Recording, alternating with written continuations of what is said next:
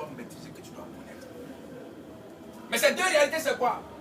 Il y a la réalité surnaturelle et puis il y a la réalité naturelle. Et ces deux réalités veulent dire quoi? Une situation que tu es en train de subir ou quelque chose que tu es en train de traverser. Donc quand tu vois pareille réunion à cette heure-là, dans un endroit comme ça, c'est que l'heure est grave. L'heure est grave parce que les deux réalités sont dans leur manifestation. Les deux réalités sont en train de rechercher leur plan d'aboutissement ou leur plan ou leur stratégie pour pouvoir atteindre un but quelque part. Mais la question se pose, nous là, dans laquelle de ces deux réalités nous sommes? Dans laquelle de ces deux réalités nous nous trouvons? Nous sommes dans la réalité surnaturelle ou dans la réalité naturelle? Mais aujourd'hui, il est difficile de comprendre en tant que chrétien dans quelle réalité tu te trouves. Pourquoi? Parce que la réalité naturelle t'a tellement défiguré que tu prends même la réalité naturelle pour la réalité surnaturelle.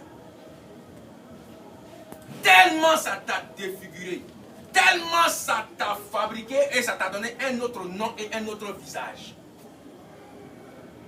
Et beaucoup d'entre nous sont en train de subir la réalité naturelle pensant que nous sommes en train de vivre la réalité surnaturelle. Et c'est comme ça, beaucoup d'enfants de Dieu ont eu des visites inattendues, des visites inopportunes dans leur maison et dans leur vie. Et depuis ce temps, les situations ont commencé à changer. Il y avait la paix, mais depuis ce moment, il n'y a plus la paix. Il y avait la santé, mais depuis ce moment, il n'y a plus la santé. Il y avait le bien matériel, mais depuis ce moment, il n'y a plus de bien matériel. Pourquoi? Parce que les réalités sont changeantes. Mais la position de chacun d'entre nous doit être déterminée. Donc ici, quand le psalmiste dit porte, élevez-vous lento, ça veut dire quoi? Il y a des portes plus anciennes qui sont retenues quelque part que tu ne connais pas. Et c'est des portes spirituelles.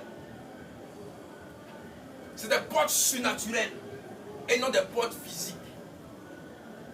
Donc lorsque nous observons maintenant, à la lumière, ce test, ce passage, nous voyons que la porte la plus efficace, la plus puissante, la plus dangereuse, c'est la porte surnaturelle.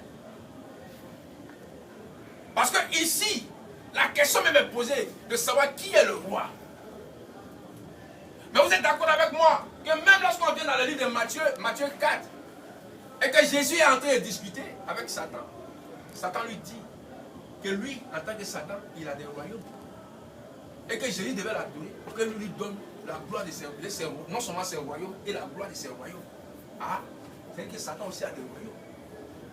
Donc ne soyons pas étonnés que la question nous soit posée ici, mais qui est ce roi de gloire? Ça veut dire qu'il y a beaucoup de rois. Mais s'il y a beaucoup de rois, c'est qu'il y a beaucoup de princes. Amen. Amen. Donc il y a aussi des princes dans la maison de Dieu et des princes aussi dans la maison du diable. Mais des deux catégories de princes, qui est au-dessus de qui?